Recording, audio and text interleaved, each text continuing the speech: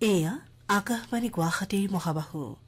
আমাৰ পাছৰ অনুষ্ঠানৰ ঘোষণা এতিয়াই শুনিবলৈ পাব।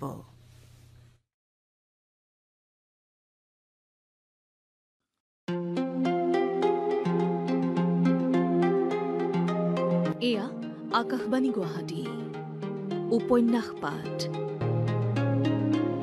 এই অনুষ্ঠানত অনুৰাধা শৰ্মা পূজাৰী ৰচিত হৃদয় এক বিজ্ঞাপন উপন্যাসখনিৰ ধাৰাবাহিক পাঠ প্ৰচাৰ কৰি থকা হৈছে। পাঠ কৰিছে ঋতুপৰ্ণ দাসে।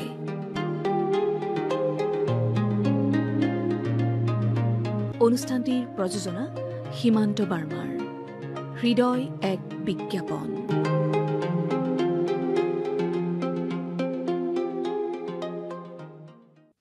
যোৱা খণ্ডত আপোনালোকে শুনিলে ভাস্বতীৰ অফিচৰ বিনয় নামৰ নিমাখিত ল'ৰাটো নক্সাল পাৰ্টিৰ ৬০ৰ দশকৰ দুৰ্ধৰ্ষ কৰ্মী গোবিন্দ হালদাৰৰ ল'ৰা।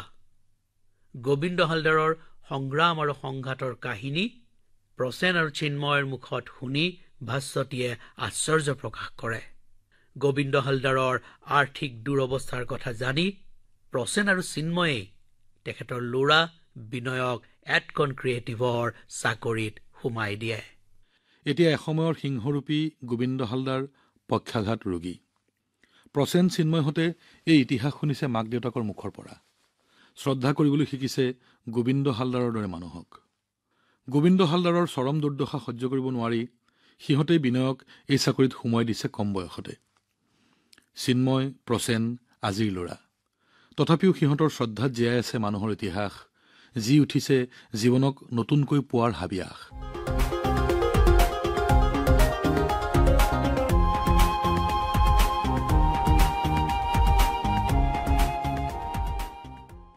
আজি এয়া উপন্যাসখনিৰ ৯ম খণ্ড।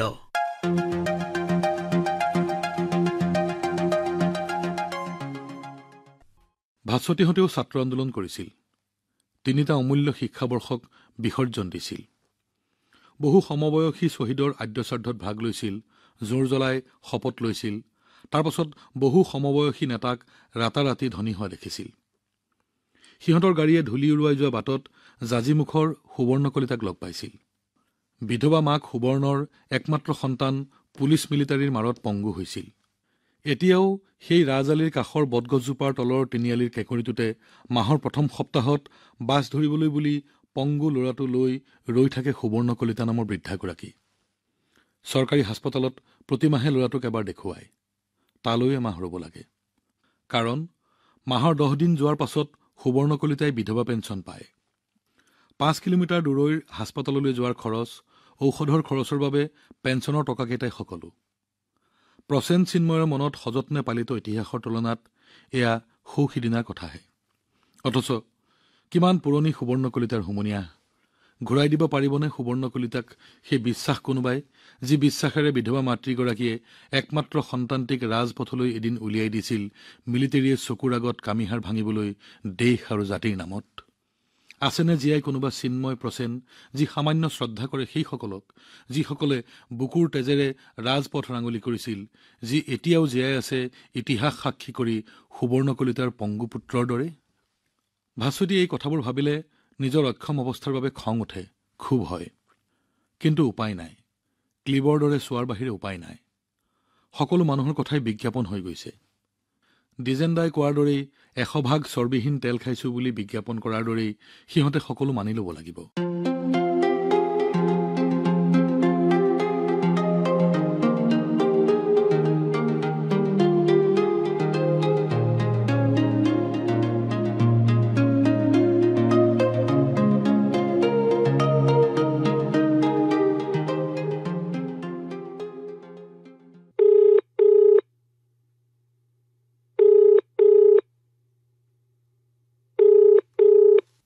ফোনটো বাজি উঠিল। ভাস্বতীৰ ৰিচিভাৰটো তুলিবলৈ ইচ্ছা নহল। পুৰা 6 মাহৰ পাছত ভাস্বতীয়ে এটা দিন ছুটি লৈছে। প্ৰয়াগে কৈছিল কেইদিনমান পাছত ছুটি লোৱাৰ কথা। প্ৰয়াগ বাংগালোৰলৈ যাব টুৰত। ভাস্বতীকো যাবলৈ লগ ধৰিছে তেতিয়া। ভাস্বতীৰ ইচ্ছা নহল। আগতেও বহুবাৰ এনেকুৱা হৈছে। ভাস্বতীও কেতিয়াবা প্ৰয়াগৰ সৈতে টুৰত যায়। তাতো নিসংগতা।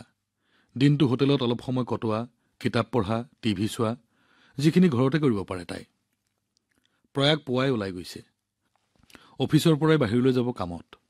ৰাতি ঘৰ পাবহি বুলি কৈছে আৰু নাপালেও খাই বৈ ভাস্বতীক শুই থাকিবলৈ কৈ গৈছে। অবিৰামভাৱে ফোনটো বাজিয়ে আছে। ভাস্বতীয়ে এইবাৰ বিৰক্তিৰে ৰিচিভাৰটো তুলি ল'লে। হেল্ল', কোন? মহুৱা? ভাস্বতী অবাক হৈ গ'ল। কিয়, মই বৰ ডিষ্টাৰ্ব কৰিলোঁ নেকি? আচলতে কালি অফিচলৈ ফোন কৰিছিলোঁ। তুমি ইতিমধ্যে ওলাই গৈছা অফিচৰ পৰা। আজি গম পালোঁ তুমি নাহা হেনো। প্ৰসেনৰ পৰা তোমাৰ ঘৰৰ নম্বৰলৈ ফোন কৰিলোঁ। মোৰ একো ডিষ্টাৰ্ব হোৱা নাই মহুৱা। মই আচৰিত হৈছোঁ, হঠাৎ তোমাৰ মোলৈ ফোন কৰা কি দৰকাৰ হ'ল বুলিহে। দৰকাৰতে তোমাৰ সৈতে চিনাকি হৈছিলোঁ। বিশ্বাস কৰা, মদৰ বটলটো আৰু ভৰ্তি চিগাৰেটৰ পেকেটটো পাই তোমাক মোৰ পৃথিৱীৰ আটাইতকৈ আপোন মানুহ যেন লাগিছিল। ভাস্বতীৰ খং উঠি গ'ল মহুৱাৰ কথাত। তাই স্পষ্টভাৱে ক'লে, শুনা, তুমি জীৱনটোক কি বুলি গ্ৰহণ কৰিছা মই নাজানো, কিন্তু এই মুহূৰ্তত তোমাৰ সৈতে মোৰ একো কথা পাতিবলৈ মন যোৱা নাই। ভাস্বতী, প্লিজ শুনা। আচলতে মই তোমাক ধন্যবাদ জনাব খুজিছিলোঁ। দৰকাৰ নাই। এটা মদৰ বটল আৰু চিগাৰেটৰ পেকেট এটাৰ বাবে ধন্যবাদৰ প্ৰয়োজন নাই। ভাস্বতীয়ে খঙতে ফোনটো থৈ দিব খুজিছিল। সিফালৰ পৰা মহুৱাৰ কাটৰ অনুৰোধ ভাহি আহিল। প্লিজ ভাস্বতী, মোৰ কথা শুনা। মই তোমাক নোটবুকখনৰ কাৰণেহে ধন্যবাদ দিছোঁ। কেইবাটাও কোম্পানীত খবৰ কৰিলোঁ, মোলৈ এটা কামো নোলাল। অৱশেষত নোটবুকখনৰ এটা নম্বৰত ফোন কৰিলোঁ। ডাবুল অক্স লেডাৰ কোম্পানী, কলিকতাত নতুনকৈ ব্ৰাঞ্চ খুলিছে। এই কোম্পানীটোৰ সৈতে মোৰ কেতিয়াও সম্পৰ্ক নাছিল, কিন্তু আচৰিত কথা, ডাবুল অক্সৰ মেনেজিং ডাইৰেক্টৰে মোক পাব্লিক ৰিলেশ্যনত ল'লে। মোৰ কাৰণে নহ'লেও তুমি মোৰ কণমানি ছোৱালীজনীৰ ফালৰ পৰা প্ৰকাশ কৰা কৃতজ্ঞতা গ্ৰহণ কৰা। বেচেৰি 2 মাহ স্কুল ফিজ মই দিব পৰা নাছিলোঁ। এতিয়া ভাবি চোৱাচোন, নোটবুকখন সযত্নে থৈ দি কিন্নৰীৰ জীৱনত কিমান উপকাৰ সাধিলা তুমি। ভাস্বতীয়ে সেই মুহূৰ্তত কি ক'ব ভাবি নাপালে। অদ্ভুত ছোৱালী মহুৱা। তাই জীৱনত এনে চৰিত্ৰ লগ পোৱা নাই। ভাস্বতীয়ে যথাসম্ভৱ শান্ত স্বৰেৰে ক'লে, মহুৱা, তোমাক মই অলপ সময় লগ পাইছিলোঁ। প্ৰসেনে তোমাৰ কথা কৈছে মোক। তুমি প্ৰতিভাময়ী। এনেকৈ তোমাৰ নিজৰ ওপৰত অত্যাচাৰ চলাইছা কিয়? অন্ততঃ তোমাৰ ছোৱালীজনীৰ বাবে তুমি ভালদৰে বাচি থকা উচিত। তোমাৰ অবিহনে তাইৰ কোন আছে? কেইমুহূৰ্তমান নীৰৱতা পাৰ হৈ গ'ল। ভাস্বতীয়ে একো শাৰী শব্দ নাপাই চিঞৰিলে, হেল্ল', মহুৱা, শুনিছানে? শুনিছোঁ ভাস্বতী। জীৱন সম্পৰ্কে তোমাৰ ধাৰণা কি মই নাজানো, কিন্তু মই বুজো জীৱনক গঢ় দিব নোৱাৰি মানুহে কোৱা মতে। তুমি তোমাৰ ইচ্ছাৰে জীৱনটো পাইছানে নাই নাজানো। মই বুজো জীৱন মানে এক অন্তহীন সন্ধান।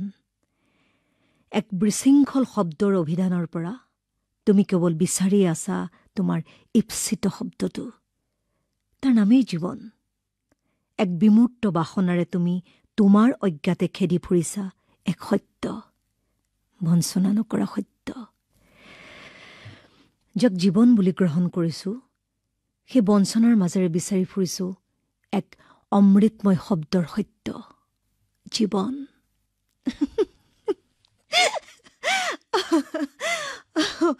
তোমাক মই বৰ কৰিছোঁ ভাস্বতী, চৰি। তুমি খুব সহজ সৰল ছোৱালী। প্ৰথম দিনাই ভাবিছিলোঁ এই বিজ্ঞাপনৰ প্ৰতিযোগিতালৈ তুমি কিয় আহিলা? যিজনী ছোৱালীয়ে কবিতাৰ বাবে এখন অচিনাকি নোটবুক থৈ দিয়ে মাহৰ পাছত মাহ, মেনেজমেণ্টৰ বিপক্ষে গৈ গীতা বসুক বিজ্ঞাপন দিয়ে। তুমি সেই খবৰ ক'ত পালা মহুৱা? গীতা বসুৱে ক'লে, তুমি সাংঘাতিক ছোৱালী। অহাৰ কেইমাহতে মোক গীতা বসুক ঋণত ডুবাই পেলালা। কৃতজ্ঞতাবোধ যাৰ থাকে তেওঁ তোমাৰ কথা কিয় নক'ব?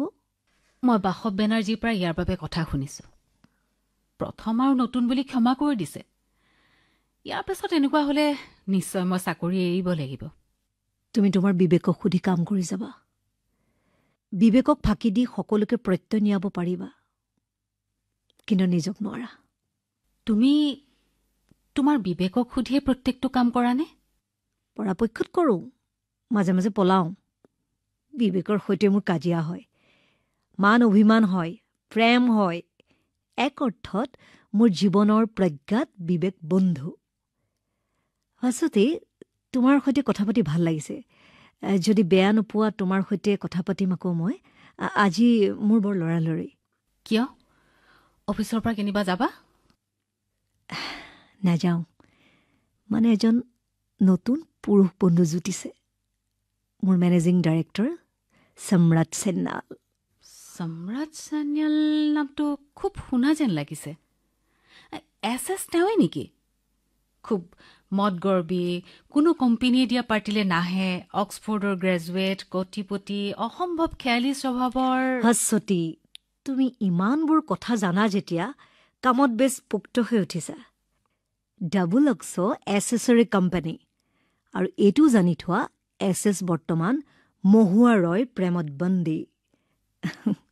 এছৰ বিদেশিনী পত্নীয়েও কথাটো গম পাইছে। আজি সম্ৰাটৰ সৈতে কিছু দূৰলৈ যাম মই। তুমি সম্ৰাটক ভাল পাইছা নেকি? তুমিও যে। মই সম্ৰাটক কিয় ভাল পাম? প্ৰেমত আকণ্ঠ ডুবি সম্ৰাটৰ পত্নীয়ে নিজৰ দেশ ত্যাগ কৰি গুচি আহিল। তেওঁকে সম্ৰাটে ভাল পাবলৈ শিকা নাই। সম্ৰাটে মোৰ সান্নিধ্য বিচাৰে, মাজে মাজে চন্দনৰ দৰে কথা কৈ মোক আকৰ্ষণ কৰে। প্ৰেম মোৰ এবাৰেই ঘটিছিল ভাস্বতী। সেই প্ৰেমৰ দুটা অস্তিত্বক মই জীয়াই ৰাখিছোঁ, কিন্নৰীক আৰু তুমি সযতনে থোৱা নোটবুকখন। খটকৈ লাইনটো কাটি গ'ল। ভাস্বতী নিশ্চুপ হৈ বহি থাকিল কিছুপৰ। মহুৱাৰ সৈতে প্ৰথমে কথা পতাৰ ইচ্ছা নাছিল ভাস্বতীৰ, কিন্তু মহুৱাৰ কথাৰ আকৰ্ষণে চুম্বকে লোহা টানি নিয়াৰ দৰে ভাস্বতীক কৌতূহলী কৰি তুলিছিল। মহুৱাই নিজৰ মৰ্জিত সকলো কাম কৰে।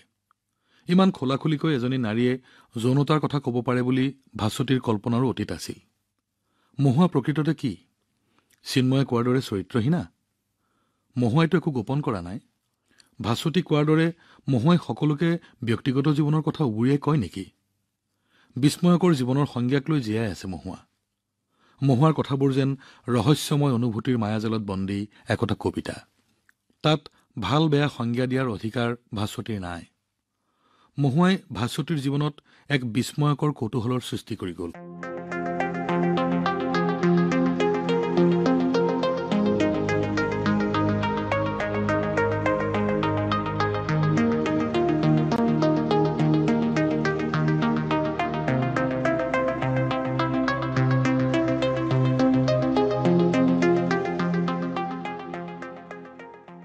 ভাস্বতীয়ে বিচনাত বাগৰ দিলে।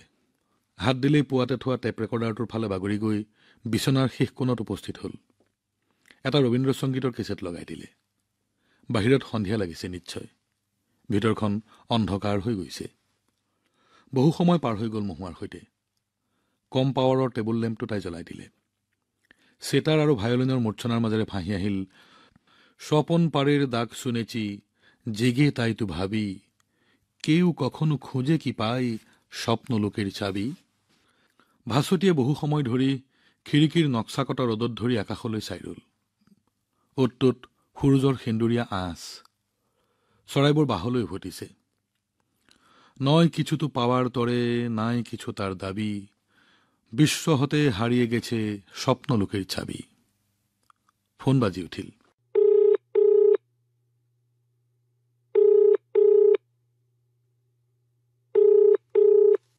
ভাস্বতীয়ে উদাস মনেৰে ৰিচিভাৰ তুলিলে। স্বাতী, কি কৰিছা? ভাস্বতীৰ বুকু ভেদি ক্ৰন্দন ওলাই আহিব খুজিলে প্ৰয়াগৰ মাত শুনি। গান শুনিছো, কষ্টেৰে উচ্চাৰণ কৰিলে তাই। স্বাতী, মাছি আহিছেনে? ৰাতিৰ সাজ ৰান্ধিলানে নাই? তুমি কেইটাত পাবাহি?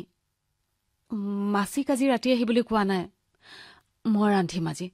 কি খাবা কোৱা? নে নহয় স্বাতী, মই আজি যাব নোৱাৰিম। হালদিয়াৰ প্ৰজেক্ট ছাইটলৈ যাম। এখন মিটিং আছে, ৰাতি হ'ব। কাইলৈ পুৱাই মই যামগৈ। মাছিৰ কথা সুধিছিলোঁ যে, মানে মই নাথাকিলে তুমি খোৱা বোৱাত মন কাণে নিদিয়া নহয়। তোমাৰ স্বভাৱ মোৰ জনা আছে। স্বাতী, সোণজনী, মই জানিছোঁ তোমাৰ খং উঠিছে নহয়। প্লিজ আজি খং নকৰিবা। অহা শনিবাৰে মই ছুটি ল'ম। শনি দেওবাৰ মিলাই ক'ৰবাত ফুৰিবলৈ যাম হা। হ'ব দিয়া। আৰু কিবা ক'বানে? স্বাতী, মই বুজিছোঁ তুমি কি বিচাৰিছা। খুব সোনকালে আমাৰ সংসাৰলৈ তৃতীয় অতিথি আনিম। এটা ভাল খবৰ দিওঁ হা। মোৰ এটা প্ৰমোশ্যন হ'ব। তোমাক কথা দিছিলোঁ নহয়, এই প্ৰমোশ্যনৰ পাছতে আমাৰ সংসাৰলৈ তৃতীয় ব্যক্তি আহিব বুলি। Now cheer up, my love. তুমি ঘূৰি আহা, কাইলৈ কথা পাতিম। বাই বাই শুন। বাই। প্ৰয়াগৰ মাত বিচ্ছিন্ন হৈ গ'ল। ভাস্বতীয়ে বিচনাখনত বাগৰ দিলে আকৌ। এটা সন্তানৰ কথা ভাস্বতীয়ে নভবা নহয়। প্ৰয়াগে কৈছিল, ফিনান্সিয়েলি আৰু অলপ চাউণ্ড নোহোৱালৈকে সন্তানৰ কথা ভাবিব নোৱাৰি। ভাস্বতীয়ে অন্য ধৰণেৰে চিন্তা কৰে। এটা সন্তান জন্ম দি লালন পালন কৰাৰ তৃপ্তি থাকিব পাৰে, কিন্তু এজন পূৰ্ণাংগ মানুহৰ জীৱন এটা সন্তানৰ মাজতে আবদ্ধ হ'ব পাৰে জানো? 10জন বিবাহিত মানুহৰ দৰে সিহঁতেও এটা সন্তান জন্ম দিব। তাৰ পাছত প্ৰয়াগ আৰু ব্যস্ত হ'ব। ঘূৰি আহিবনে আগৰ প্ৰয়াগ? স্বপ্নৰ চাবি দেখোন হেৰাই গৈছে ক্ৰমান্বয়ে। পৃথিৱীৰ পৰাই হয়তো হেৰাই গৈছে স্বপ্নৰ চাবি।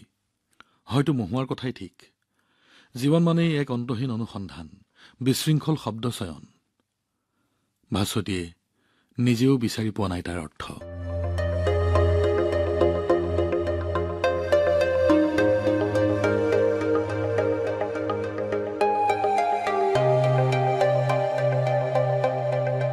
ইমানপৰে শ্ৰোতাসকলে উপন্যাস পাঠ অনুষ্ঠানত অনুৰাধা শৰ্মা পূজাৰী ৰচিত হৃদয় এক বিজ্ঞাপন উপন্যাসখনিৰ ধাৰাবাহিক পাঠৰ 9ম খণ্ডটি শুনিলে।